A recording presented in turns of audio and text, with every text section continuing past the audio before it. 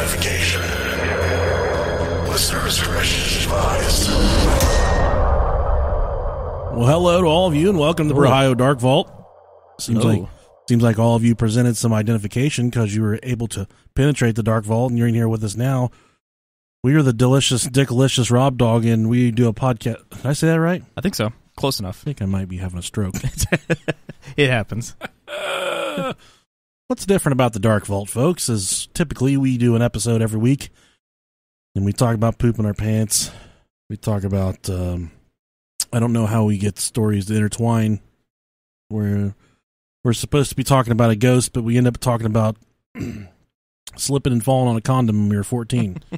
That ever happened to you? No, I've never slipped on one. Okay. Did find one in my butt one time. Yeah, that was mine. So at least we were safe. We have this crazy idea a few months ago. We're going to start doing the Dark Vault where we solicit people with very strange stories, get them to do an interview on the show, and call it the Dark Vault. Yeah, very unique. We have some established historians and professionals this week joining us. We have Tony Felosi and his partner, Darla Saylor Jackson. Not like partner in life, but as in like a partner. Work partner. Investigator. Yeah. Yeah, but they both dabble in a whole lot of stuff. She's really familiar with Native American stuff, spiritual, just all kinds of awesome stuff. And he kind of specializes in myths, folklore, cryptids, sightings, ghosts, paranormal, all that stuff, man. So they've kind of worked together. He's currently working on a true crime. I think he just finished up a true crime book, but they are both kind of true crime driven. Mm-hmm. They're working on these projects, and they said, we'd love to come on the show. Is it okay if we tell your fans about our true crime stuff we're working on? I said, they fucking love to hear it, but they also love to hear about all the other cool stuff that you've dealt with. So they did send us their biography,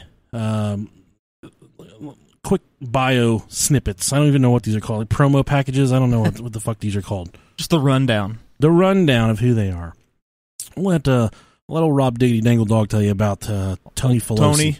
All right. Tony Felosi is a paranormal investigator living in the hills of southeast Kentucky. He has been an avid student of the paranormal, history, folklore, mythology, and cryptozoology since a young age. Felosi's work and research is gaining recognition in an area of the country that is steeped in skepticism, yet much mystery. The search for truth is Felosi's passion, and the longtime resident of Harlan County, Kentucky, is determined to expand his research so that he can uncover the truth surrounding the mysteries and lore that are prevalent in the hills of eastern Kentucky. One of the greatest interests is the field of instrumental transcommunication research. Felosi's research also delves into the soul of the Appalachian mountain culture and history through the stories he is able to unearth through his investigations. Felosi has been successful in validating events that once were thought of as lore, as well as debunking many in his search for the truth. In 2017, Tony and Thomas Markham started filming the docuseries The Crypto Files that is available on Amazon Prime and other streaming services. Some celebrities on this show.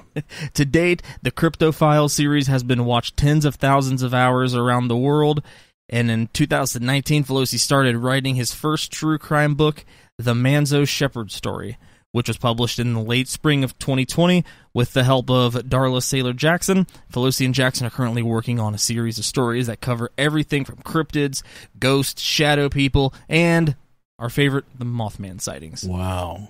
I don't like to talk disrespectful about our guests, and I don't want this to be taken in a disrespectful way, but he seems like a chick or a guy that's been around the block, if you know what I mean. He's definitely done some shit and seen some shit. So. Yeah, he's got his hand in quite a few pots. Now let's tell you about his partner there, Darla Saylor Jackson. She's an author. She's written 4 books, including the popular Harlan County Haunts series. Her first book, Harlan County Haunts, highlights the Mountain Jane Doe murder, which sparked new interest in the final solving of the decades-old cold case. Darla Jackson took part and narrated the Emmy Award-winning The Dead Unknown, a 4-part documentary featuring the journey of solving the Mountain Jane Doe mystery, as well as other cold cases.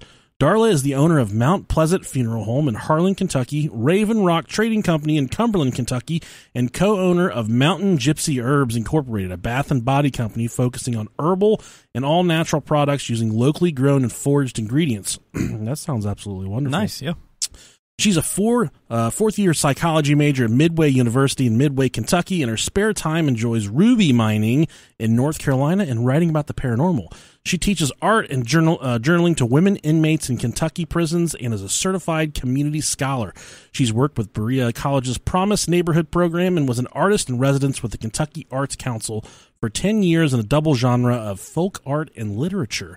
An accomplished Appalachian and Native American dancer, Darla was a performer with the dance ensemble Everybody Dances, a multicultural dance performance group. She also was a performer with the Native American performance village, Native Nations. Darla was on the board of the Kentucky Native American Heritage Commission for 2 years and is a state-recognized Native American. So it sounds like we've got somebody else on. We're going to be respectful to her because she's female, or respectful to females in the show. She's got some experience. She's for sure got some experience. So right now we're going to take a quick break. Maybe a 1-minute ad from our sponsors. We'll touch on the sponsors in the other episode. Maybe a 10-minute ad. Maybe a 50-minute Joe Biden ad. I don't know. We're gonna take a minute for our sponsors, maybe a minute or two, and then we're gonna bring these guys in live on the show. All right, I think we got it all set up. We have our special guests here, Tony Felosi, and we got Darla Saylor Jackson both here with us. We read your guys' bios already, so everyone kind of has a kind of slight idea of what's going on here. But how are you guys? Tony, how are you doing tonight? I'm doing absolutely wonderful. As I told you before, I have this giant cup of coffee. I'm drinking it, and I'm ready to go. You sound like the kind of guy that doesn't use any cream or sugar, Tony. I do not. It's straight. It is straight up and down, double calf. Darla, how are you doing tonight, ma'am? I'm doing not as good as Tony, but I'm doing great. Perfect. Yeah. Well, Tony, I will tell you, I worked in the drilling industry briefly, and there's some rough necks in that drilling world. And all those guys, they ran off of black coffee, off of dark coffee for sure. So absolutely, there was. If I ever put cream or sugar in my coffee, they got really upset with me. I wasn't going to be able to accomplish anything that day for putting cream and sugar in my coffee.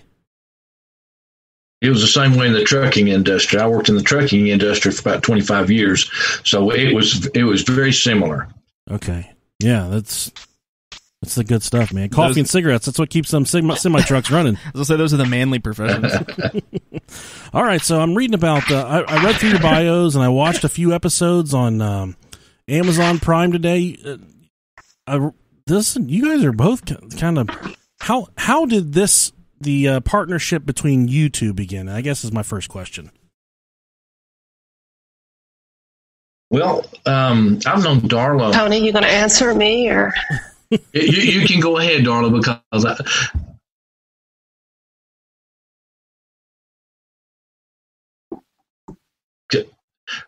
all right. Go ahead, Darla. Can you hear me? Okay. Well, if you all can hear me, yeah, we can hear you. I think there's just I think there's a bit of a delay okay. between you two. That's it. So. Okay, that's what it is. Okay. Actually, Tony and I have known each other for years, and our interests kind of ran parallel, I guess, in the recent years, where he was doing paranormal investigations, and I wrote books, and mostly books about ghostly accounts. So I guess it just made sense, and I began editing a book for him back in the spring. And it was during that time that we thought, it would be a perfect collaboration where the stories basically come to me and I can write the accounts. Sure. We've done a few investigations and we're gathering stories, and we're actually gathering super stories Awesome. that everybody thinks, the the good stuffs are. They're just so great. So that's kind of how it all came to be, I guess. All right. Well, I can appreciate that. Now, Tony, this question is for you, and I'll direct the questions so we're not doing the lagging over each other, because I know it'd be hard for you guys to kind of bounce off of one another if you're constantly if our internet connections has us walking over one another. So, Tony, this question's for you. I was like, hello. No, it's all right. It's no big deal. You guys sound 10 times better than the people we normally. It sounds like they're talking like into a potato, a beans and weenies can. We can't anything. The dreaded potato mic. Yeah. But Tony, now you said you kind of got involved with. You've kind of been involved with paranormal and cryptids your entire life. And when we solicit stories for this episode, normally everyone has a paranormal story, and they're usually kind of lackluster stories. So I'm kind of going through your investigations, and you've kind of had some intense investigations, but I am so interested in cryptid and kind of folklore stuff more so than ghosts kind of going bump in the night. What kind of got you going down this route of cryptids and chasing ghosts at a young age? Well, whenever I was, 10, 12 years old, I started reading a lot of mythology, history, Greek mythology, Egyptian mythology, things like that. And then I bought a book by a fellow that you may have heard about, Eric von Däniken. Okay. And Chariots of the Gods. Yeah. And that kind of got me going, and it piqued my interest. And I used to collect newspaper articles, anything I seen that about UFOs, ghosts, whatever. I made a little scrapbook. I was a nerdling, so to speak. And then the show In Search Of with Leonard Nimoy came on. And watched it religiously. Still watch it. Still a great show to this day. And whenever I was around 18 years old, I had an experience with an apparition. It was more of a mist. I woke up and there was this milky mist. I was living with my father, and the house was purported to be haunted, and I really didn't believe it, but I believed it after that night. Sure. Because this milky mist appeared, right? So I woke up and it was there, and it was just floating. Yeah. I mean, just solid looking. Okay. And scared the bejesus out of me. I won't say that my voice rose several octaves and I screamed like a girl or anything like that. That did not happen. But it dissipated, and that really, after getting over the initial shock, I said, how did that happen? And Tony, just to let you know, this is a TV MA rating on the show. So if you need to say that thing scared the shit out of you, you can say that on this show, just in case. Okay. We never really cleared that up in the beginning. So. And then after, it scared the absolute dog shit out of me. There, that's better. How's that? That's better. And I got. After getting over that, I was very interested in, how come and why. And I started, and back then, there wasn't the internet. So I started going, buying books and things like that more, and doing more research that way. And then started talking to some of and I asked my father, I said, hey, I seen this. He goes, well, and then he started telling me some things that had happened in the house, the drawers in the kitchen coming open on it sounded more like a poltergeist, what he had going on. Yeah. And then we were fishing. It was probably 4 or 5 years after that, and we were fishing and camping. And the first night and my grandfather had told me, and I was absolutely did not in any shape, form, or fashion. I'd seen a ghost or seen some mist. So I knew that was real. And my grandfather and some more folks were telling me these Bigfoot stories. Okay. And actually the place is North Lake in Tennessee, in East Tennessee. I don't know if you've ever heard of North Lake or anything like that. Oh, yeah. Oh, yeah. Yep. It's there's a wildlife management area. Chuckswan, I believe, is the name of it. We're camped on the outskirts of it, and they would tell me these stories about fishing and something throwing rocks at them and this, that, and the other, and they would hear these strange noises. And I'm probably 23, 24. I thought they were just trying to get, scare me a little bit. Sure. Just have a big time out of it. Well, Dad and I were camping, and the first night we were there, we started hearing these tree breaks. It just sounded like something was tearing the woods behind us. It was probably about 50, 75 yards, and it sounded like something was just destroying the woods, the snapping and cracking and grunts, and I don't recall any whoops, but just these horrible noises. And that went on, but nothing got tossed at us or anything like that. Now, the next night, and I said, I said, what's that? He said, that's a Bigfoot. I said, there's no such. I said, that's there's a bear, that's this, that. So I went out, and I didn't find any tracks of anything the next day, and I may not have been looking in the exact spot I needed to be. But the next night, this thing got probably within we 15 yards of us, 20 yards, and we were in a tent, and this god-awful, blood-chilling scream, yell, guttural. Unless you've heard it, I can't put it into words, but it was like it vibrated you. Wow. And I became a Bigfoot believer, and we had planned on staying 4 or 5 days, but after that night, it was like, hey, we're out. Let's we're get done. the hell out of here. Oh, wow. That kind of put me on the path. I eat up the Bigfoot stuff. I love the Bigfoot stuff. So that definitely speaks to my heart. I think most of every time I go to Kentucky, I have bad cell service everywhere I go.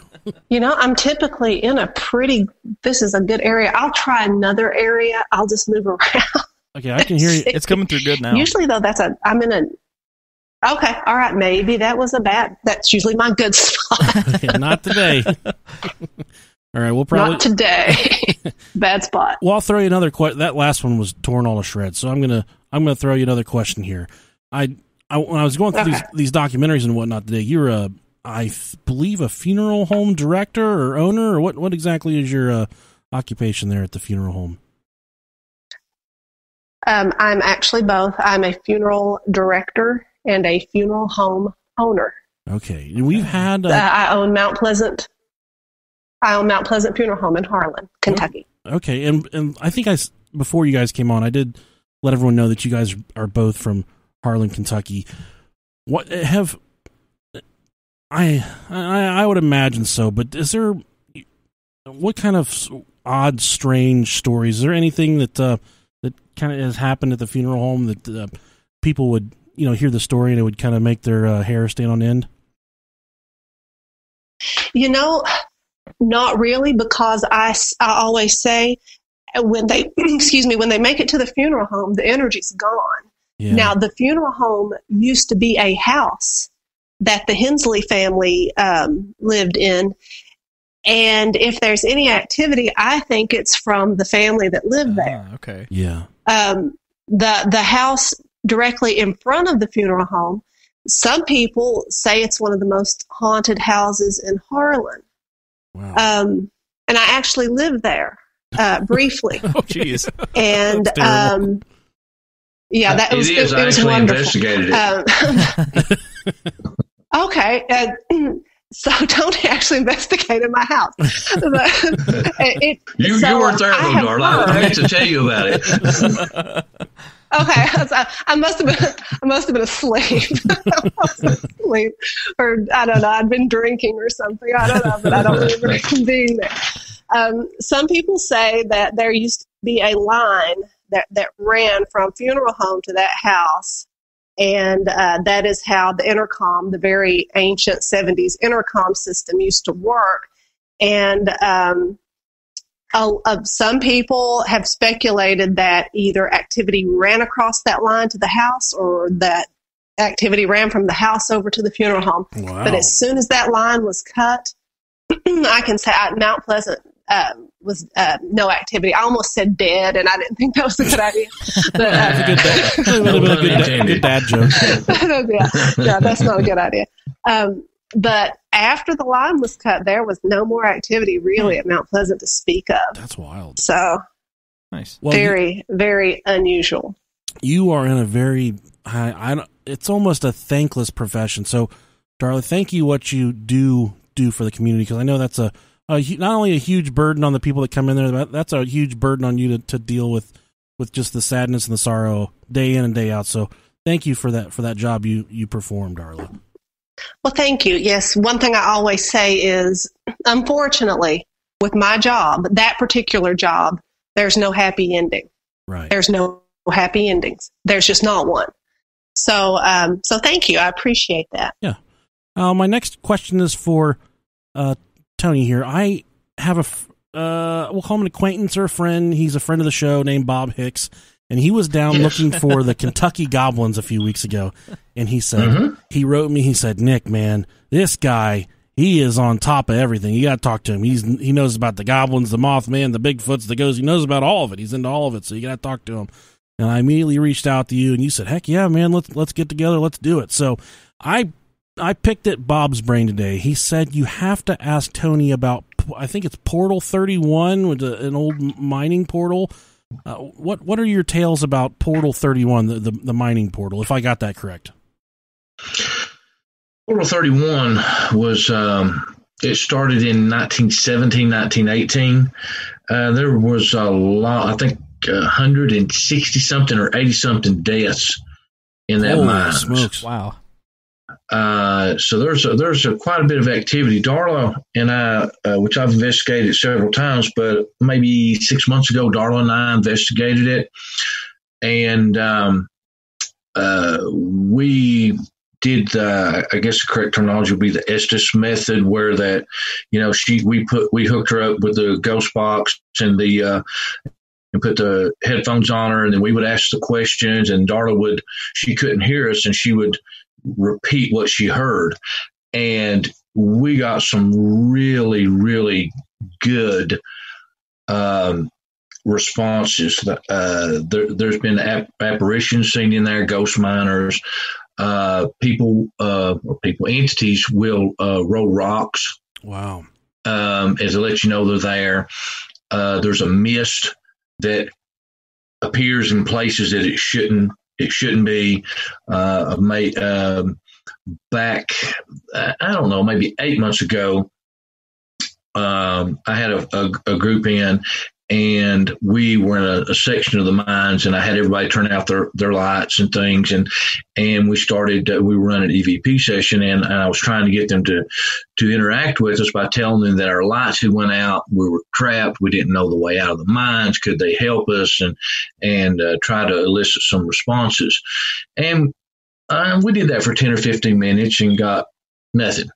So we were switching locations, and as we were heading back out, there's a fork, a cross section actually, and you could go straight out to the outside of the mines, and if you turned to the right, you went to another section of the mines. So we were going to another section of the mines, and we started heading into this other section. There's a light on the wall that doesn't work. It's not worked for years. The light came on.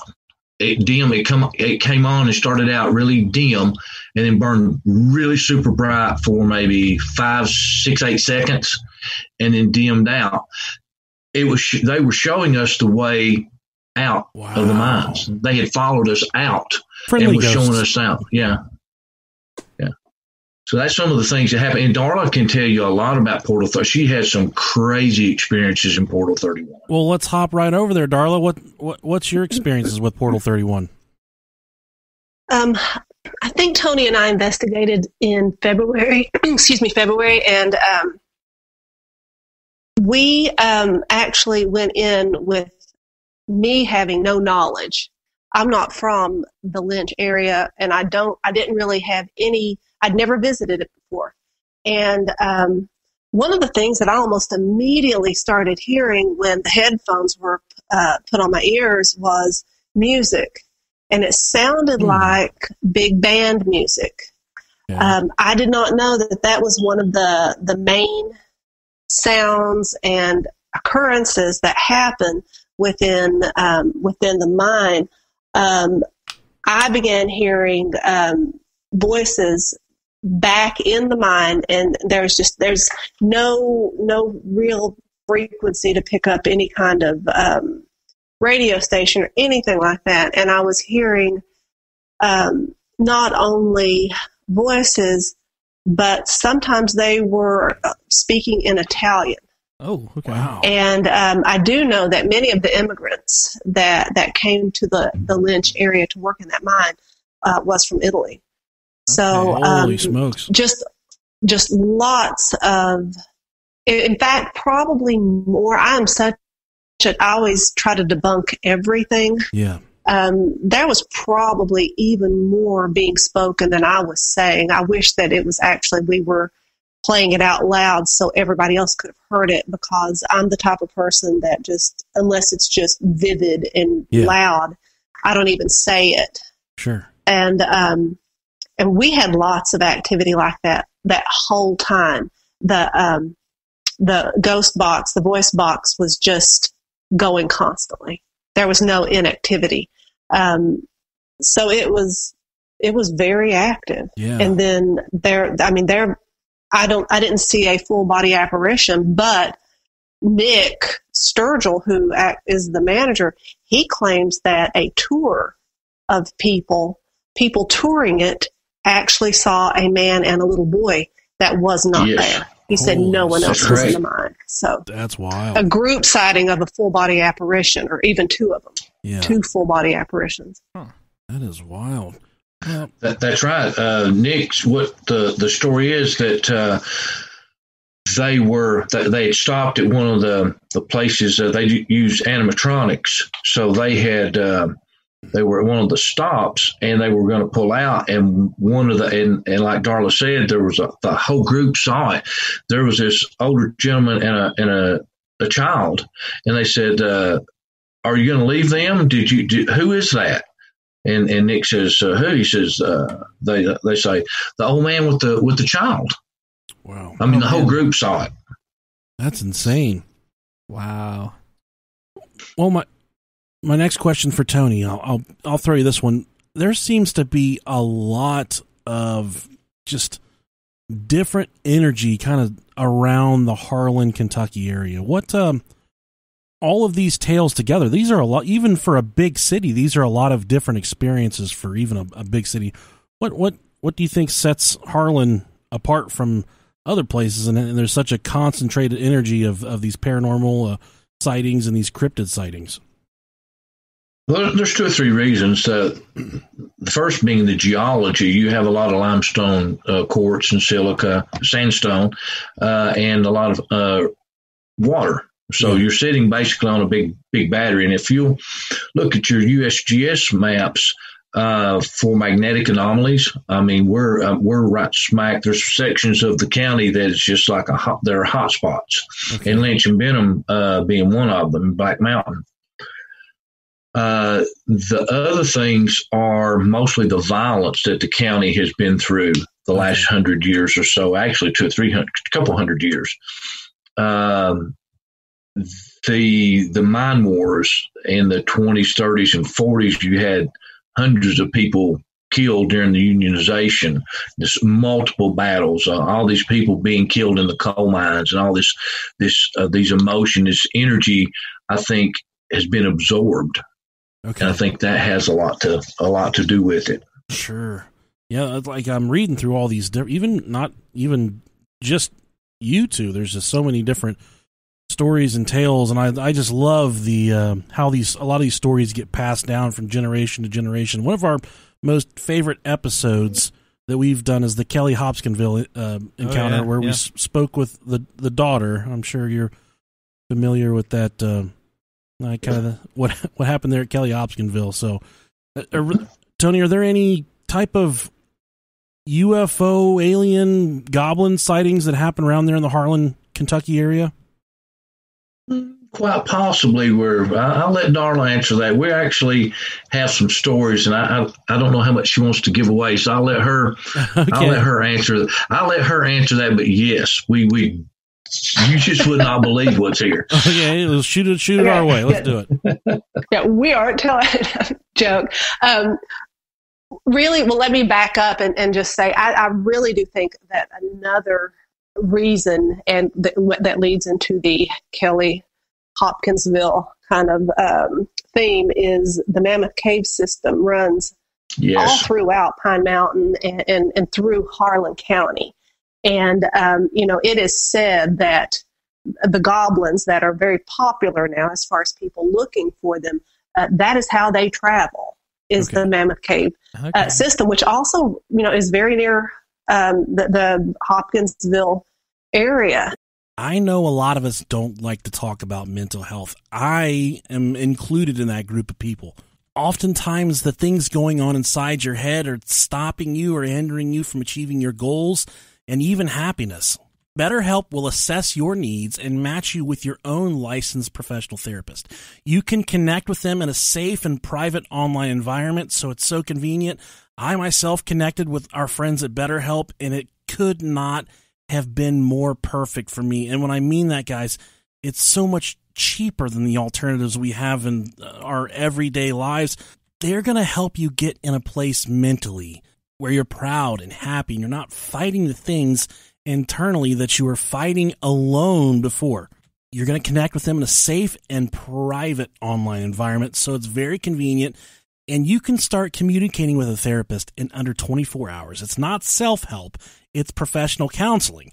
You can send a message to your counselor anytime. You're going to get a timely response. You're going to get a thoughtful response. You're going to be connecting with people that care about you. You can also schedule weekly video or phone sessions, all without ever having to sit in an uncomfortable waiting room. They have a wide range of professional counselors in anger, family conflicts, grief, self-esteem, stress, trauma, sleeping, relationships, depression.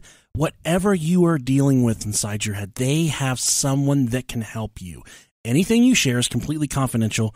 I can't say enough about the professionalism and the convenience of BetterHelp. It's also far more affordable than your typical counselors and therapists. And in fact, so many people are connecting with BetterHelp right now that they're recruiting additional counselors in all 50 states. Listen up, guys. I want you to start living a happier life today. As a listener of the Brohio podcast, you'll get 10% off their already low prices your first month by visiting betterhelp.com/Brohio. That's 10% off your first month. All you have to do is go to betterhelp.com/Brohio. Join over 1 million people taking charge of their mental health. Again, that's betterhelp, HELP.com/Brohio. Well, just to cut you off, what are these goblins that are so famous in Kentucky? What are they? Are they aliens? Are they actual goblins? What are they, in your opinion?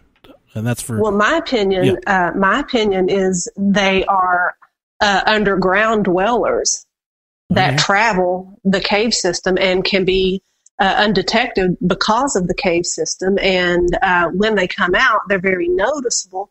I think that they look like aliens, and that's how people describe them.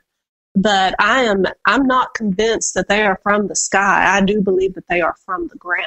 Wow, that's so awesome. We do have some interesting stories. I'm not going to, do like this major spoiler, and no one, everybody's like, we're not going to get your book now.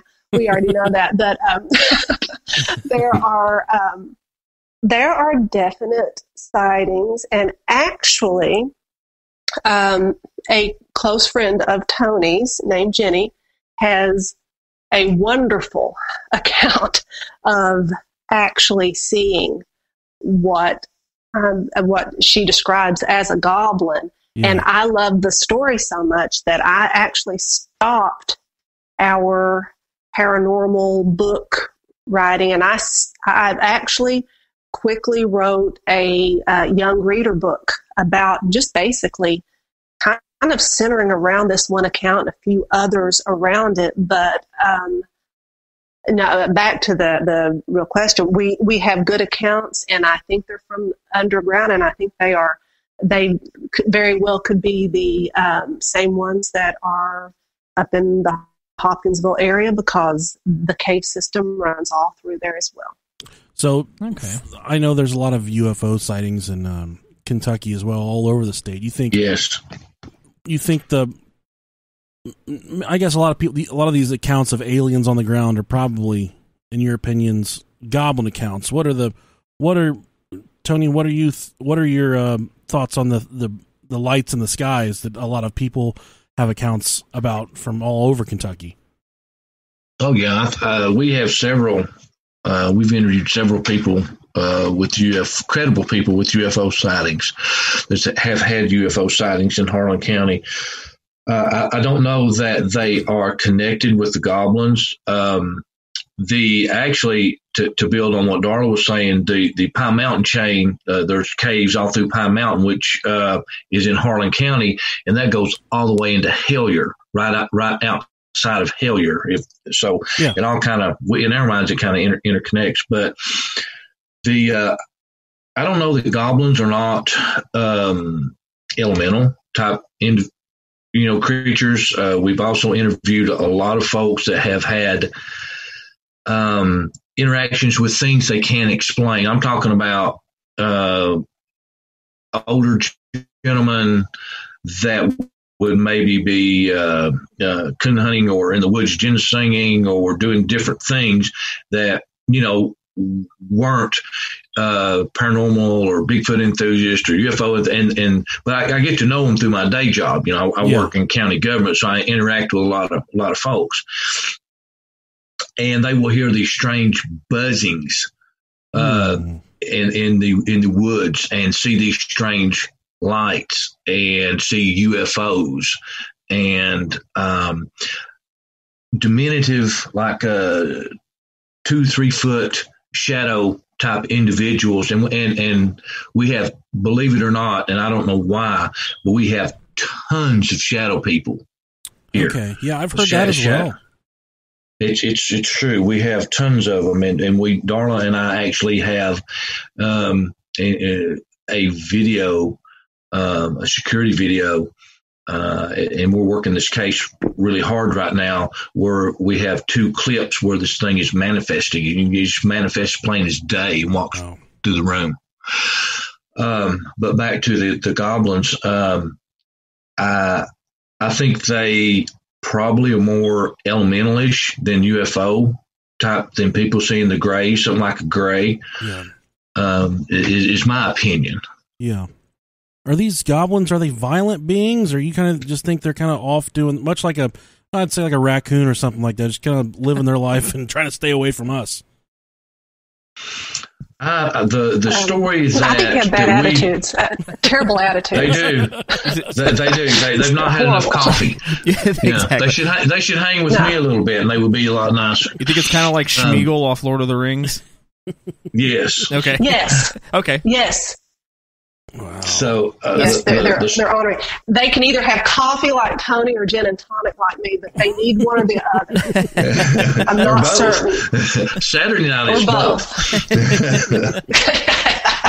Well, do you guys have any accounts of these goblins actually kind of reaching out and attacking people? I do not. Okay. I don't either, and I don't know if they would go to that extreme. Yeah. Well, have you ever because they are small? You've probably never pissed a goblin off before either, Darla, have you? True. I've never provoked one. That's on my to-do list, so guys, it helps. Yeah. Make sure you call us before you do that. Yeah. I mean, we all need to get together and have a good goblin pissing off and things and see what happens. Yeah. A bonfire. Goblin wrestling. We could have. Yeah, there you go. We can now say we can make money off of that. That's good stuff. Now, you guys also, I think she might have disconnected for a second. Now, Tony, there's also when I'm going through your guys' bios and stuff here, you have some pretty extreme Mothman tales. Is that correct? Yeah. So we do. We actually, that's part of the book. We probably don't want to give a whole lot of that away, but we'd be glad after we write the book to come back on and talk. Yeah. Shameless plug. Yeah. Definitely.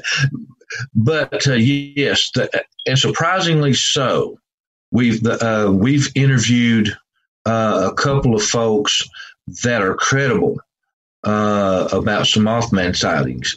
One of the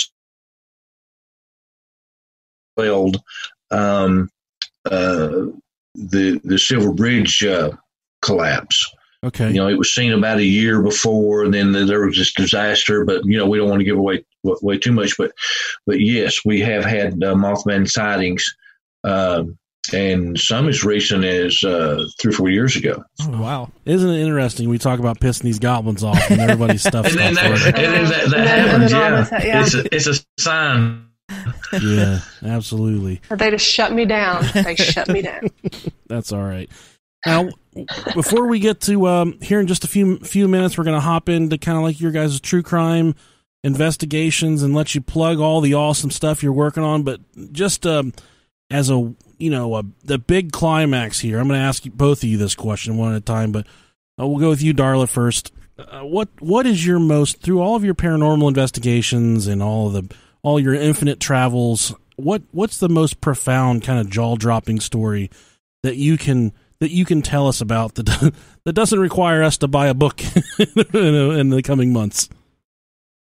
Gosh, I don't have one. I'm kidding. No, the most profound, it has to be what started out as a cold case, and then it turned into basically a ghost story. And then through that ghost story, I solved a 50-year-old cold case. Is this the Jane Doe, the Mountain Jane Doe thing? Yes. Okay. Yes. Yeah, I was going to ask about that. So.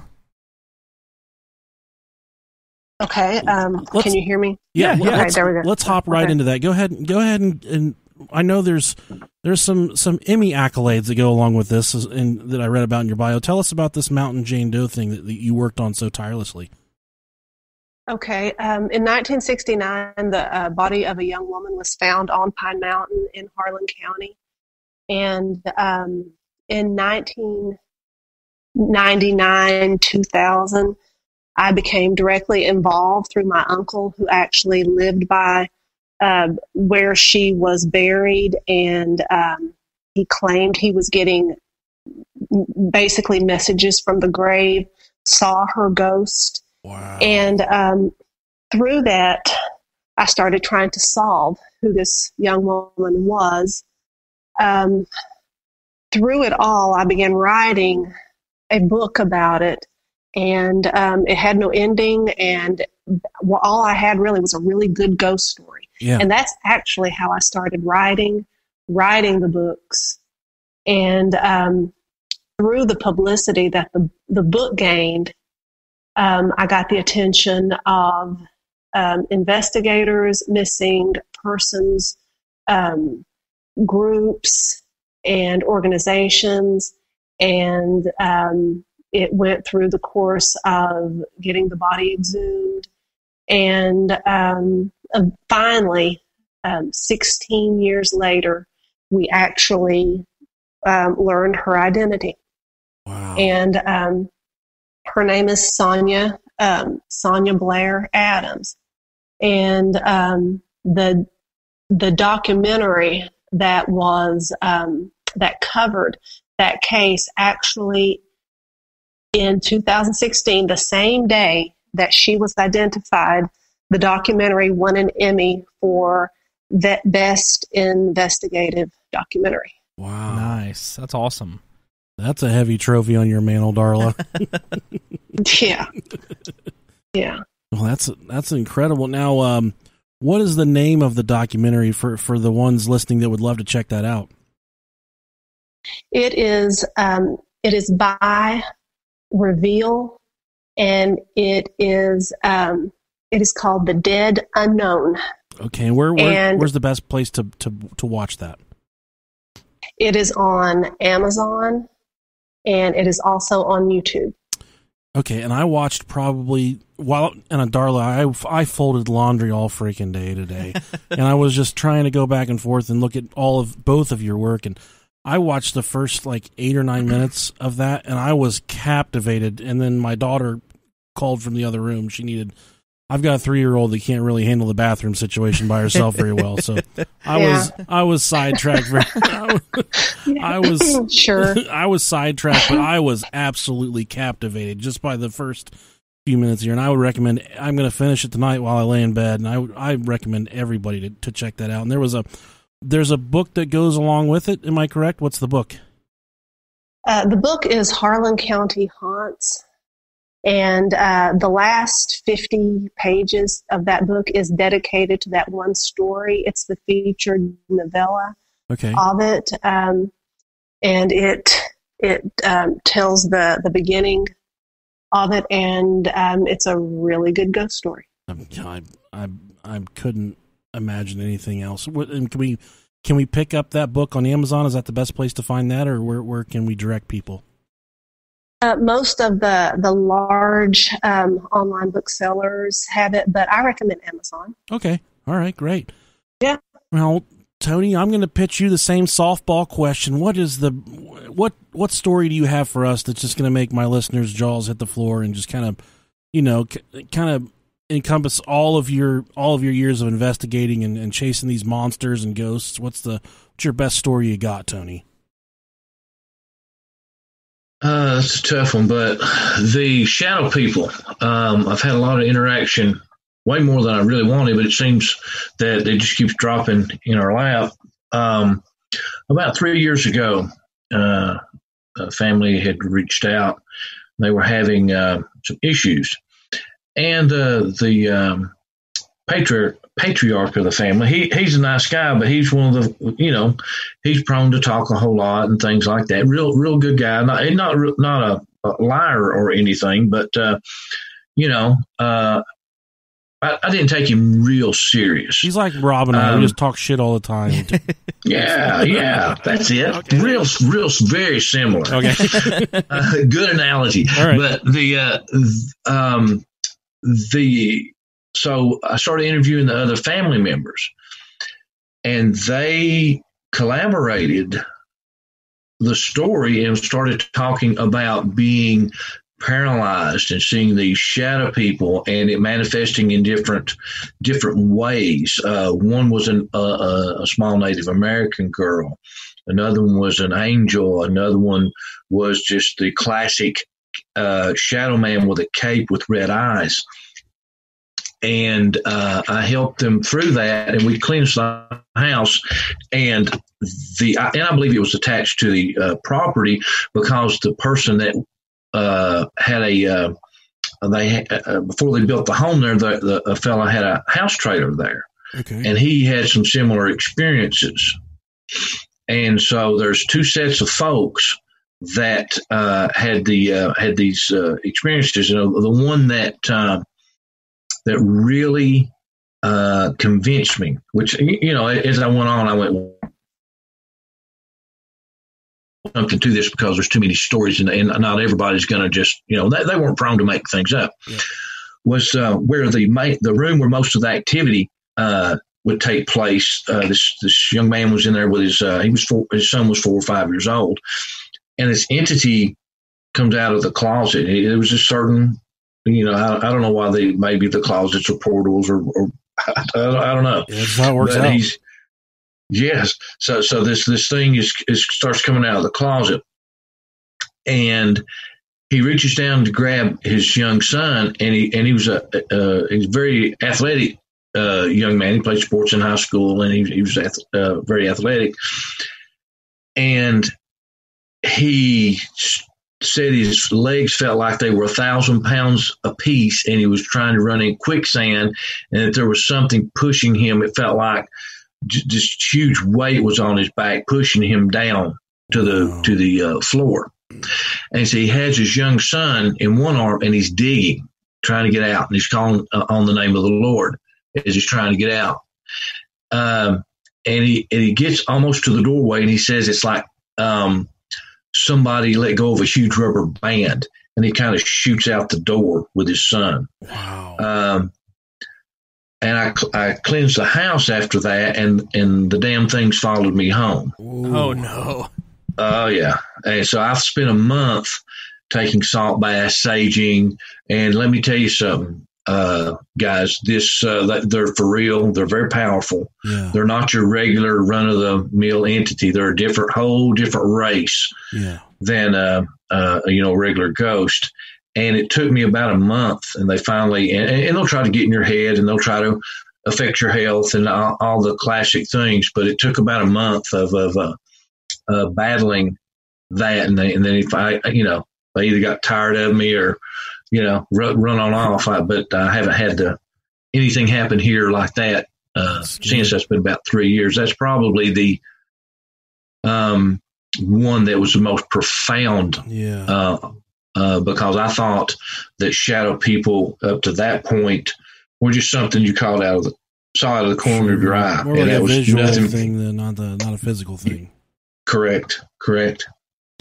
Well, whenever this thing followed you home, was it physically attacking you, or was it more of just like a mental game that it was? Mentally. Okay.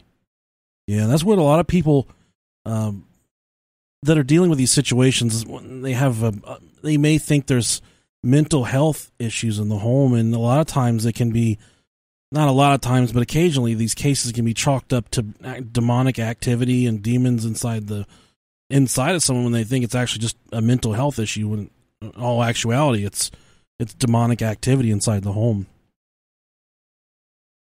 I don't know, possible. I've never ran into personally demonic activity. I know that it's real. I mean, just like the shadow people or ghosts. I mean, if you believe in God, you have to believe in the devil, and each of them have angels. So you can't have one without the other. Sure. But the shadow people, we're having an influx of sightings and stories, people coming forward and sharing stories with us.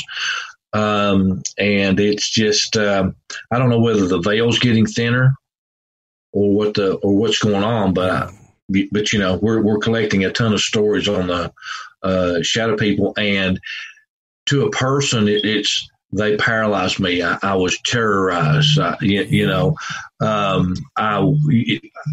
couldn't move. I couldn't, and I think they feed off that emotion. I definitely have a lot of people that reach out to us as well that have encounters with shadow people. It's kind of like I feel like it's almost a rite of passage to have an experience with a shadow person at some point in your life. I know I've had experiences where I've woke up and had stuff on top of my chest, and Rob has experienced the same thing before. Yep. Some stories are a lot more terrifying than others. I've only experienced it maybe one or two times, but it definitely it's a phenomenon that happens to a lot of people for whatever reason. And Tony, you also wrote a true crime book as well, and I heard that's a tremendous read. You want to tell us about the book that you wrote, Tony? Well, I did the research on the book, and I wrote about half of the book, and then I'm a horrible writer, and Darla's like super talented. Yeah, sure. And so I go get Darla. Darla really finished the book off. She done a fantastic job with it. But it's called the Manzo Shepherd story, and it's about a gentleman that committed a murder here locally. The short version is him and two of his cronies murdered a man on the highest point in Kentucky called Black Mountain. They end up getting caught. There's a lot of backstory through this. The first trial ended in a mistrial. The second trial, which Darla actually played the mother or the sister to the murdered man, and the mother to the fellow that killed him in the Manzo Shepherd story, done a fantastic job. Okay. And the Manzo was a real. We've got a lot of EVPs from Manzo. We've got the true crime part, but we also have the paranormal part. Wow. Yeah, man, he's a real a-hole. I mean, to put it bluntly, he is not repetitive in the least. I promise. And so the second trial Manzo, the sister of the man that was murdered, she breaks down. She thinks that this guy's going to get off and walk because of the first jury was a hung jury, and they actually arrested a preacher that hung the jury and took him straight up to jail. Jeez. That's how it was back in the day here. and so he turns around and she breaks down emotionally and turns around and laughs at her. And as he laughs at her, her son, which would have been the guy's nephew, takes a couple of steps and shoots him in the back of the skull in front of 300 people, standing room only. And the bullet traverses through the skull, makes a little knot. And I'm giving you the condensed version because I know we probably don't have a lot of time left. And so he's killed in the courtroom, and his two cohorts plead out to life in prison. Now, there's this chair that the defendants sit in. So Manzo's killed in this chair. His two cronies are judged and sentenced to life in prison in this chair. And Jack Heaton is the guy that shot him, is tried about 9 months later in that chair. So the trial's going on, and they ask Mr. Heaton, they say, hey, what happened? He goes, well, I did it. And one of the young girls, one of his young cousins, had slipped him the gun. They were patting all the men down, but back in 1942, they wouldn't pat females down, and they didn't have a metal detector or anything like that. So one of his, I think she was about 14 years old, slipped in the pistol they killed Manzo with. But he says, I just lost it. I went, everything went black. I shot him. I did it. And the jury deliberated about 10 minutes, come back with a verdict. Now, remember, he's sitting in the chair that he killed Manzo Shepherd in. Yeah. And there was a female jury foreman, and they go, the judge says, Madam Foreman, have you reached a verdict? She said, we have, Your Honor. We find the defendant, Jack Heaton, not guilty by reason of temporary insanity. The judge slaps the gavel down. Case dismissed. You're free to go. Jack Heaton dies from natural causes in Los Angeles, California, in 1982. Wow, what a story! And what's the name of that book again? The Manzo Shepherd story. Okay, and that's definitely something. Where can people find that book? Amazon. Okay. And there's been a big secret you guys keep talking about during this episode. You say, I can't tell you that because we're working on something. Darla, what are you guys working on?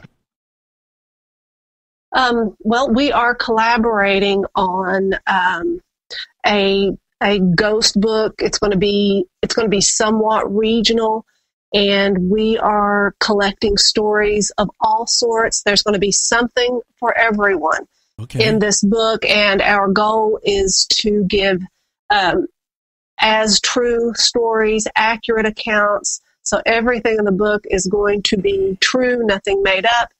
So we are just going to make a really awesome book that is going hopefully to be released. I want to say 21 early. Okay.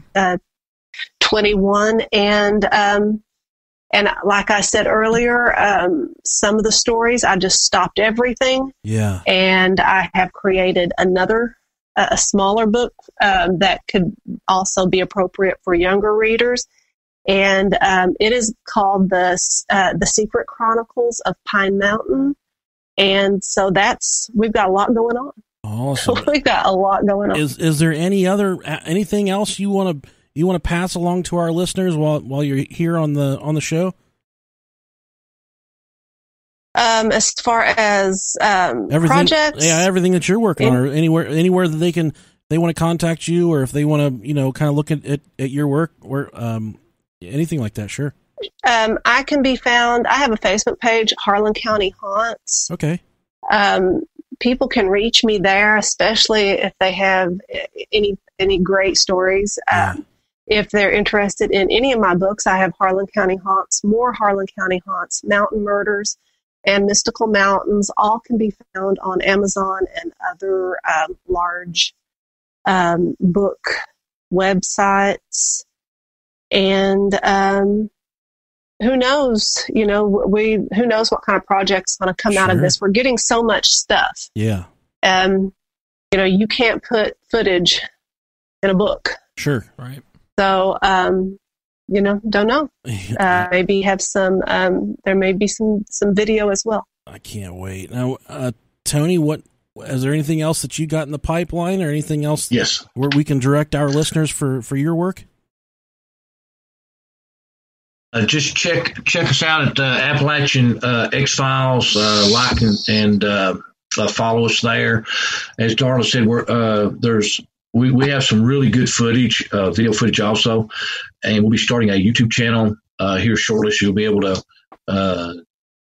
check us out there. Follow us and on our adventures. And as she said, we have tons and tons and tons of stories, and we've really taken our time and sought out folks that we found to be the most credible, and we're going to bring tons of great stories to everyone. I'm doing a lot of the research, and Darla's doing pretty well all the writing because I'm not talented. And I'm lazy. She's an amazing researcher. Don't let her tell you that. Yeah. She's a very, very talented lady. I'm very lucky to work with her. That's awesome, guys.